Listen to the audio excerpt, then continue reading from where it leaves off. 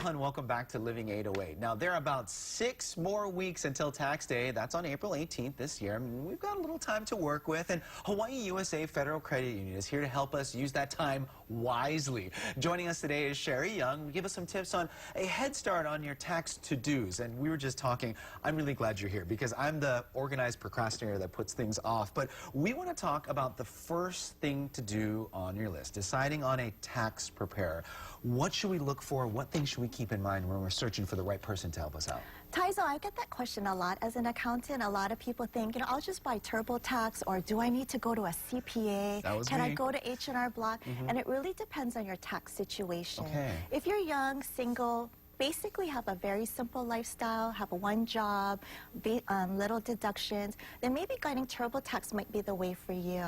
But if it's a little bit more complicated, you've entered different life stages, you've gotten married, you bought your first house, you own your own business, you might want to consider going to see an accountant or a CPA. Interesting. Okay, you know, I have a few friends out there that aren't married yet, single guys, and you know who I'm talking about. If I do, and I'm just curious, if I do go to any tax preparer, what's a question that I should ask? You know, something that I should ask right off the bat that's a good starting point, something that's really important for us for taxes. Well, as an accountant, we have a lot of people coming to see us, but the first thing that you should feel comfortable about is this person competent to do my taxes? Just because someone is an enrolled agent or a CPA, you know, it doesn't mean that they can do taxes better than, you know, your Uncle Bob. Yeah. However, that CPA designation does come with it, extra training, extra continuing education. They're up to date on the tax laws.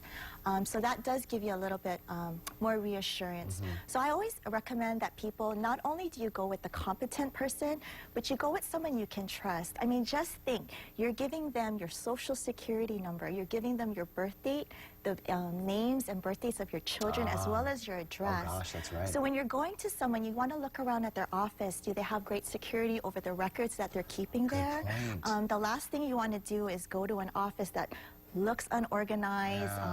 People are coming in and out. The temporary looking office. The tax documents are right in plain view of other customers. So I say go for competence, but also go for security. Wow, I didn't really think about that. That's a really good point. You know, so much we have financially at risk. Now, when we do go there and you're talking about the paperwork, gathering all of our paperwork, what is the paperwork that I should start to bring and get ready to bring to my accountant? So that's a really hard question because you don't know what you don't know. But the best place to start is looking at your last year's tax return. Okay. What kind of documents did you accumulate for that?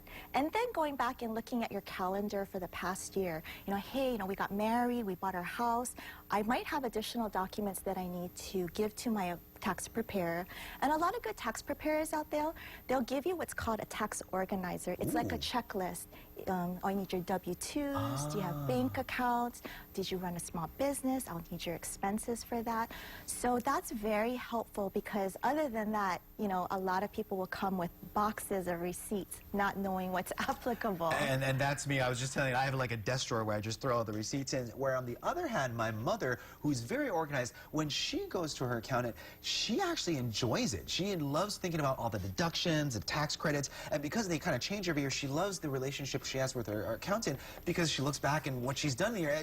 Do you think taxes can be fun? It can be fun, right? I think it takes a special person to call taxes fun, but what is really great about that relationship with your tax preparer is because you trust them with the sensitive information, they're going to want to take an interest of what happened in your life. Yeah. Because if you go to an accountant or a tax preparer and they're just like, give me your stuff, they might not do as good a job on your tax return as you would like versus someone who really took an interest in what happened in your life. If they ask the right questions, you will give them the right documents.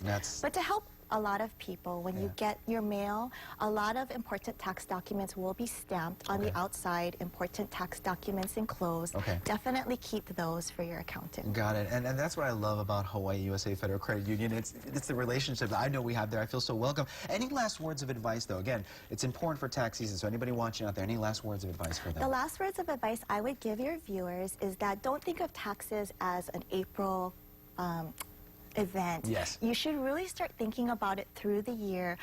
If you go to a tax preparer, when things happen in your life during the year, you might want to make adjustments. So if you get married, you have a child, you might want to adjust your withholdings during the year. You don't want to wait till April of the following year to come around and say that, oh, I wish I had known that during the year so I could have adjusted. So see it as a year-long event, not just something that happens in April. Okay. I promise you, from now on, I'm going to do exactly what you say because, like you said, it's so important. I've come to the point of April where I run around like a headless chicken, but having a person, having someone like you at Hawaii USA, I want that book where I can just keep my year going on and just keep it all organized in order. Oh, thank you so much. And I promise, next year when you come back, check with me. Let's make sure that I followed your rules and did all the great things that you talked about. Oh, that's great. Thanks, Kaizo. And if you forget any of our rules, all of our helpful hints are at leapwithhawaiiusa.com, so you can go back and check that for any of the details that you might want to know. And that's a great website. I've been there before. Very good. Oh, thank you so much for all that information. Thank you, Kaizo.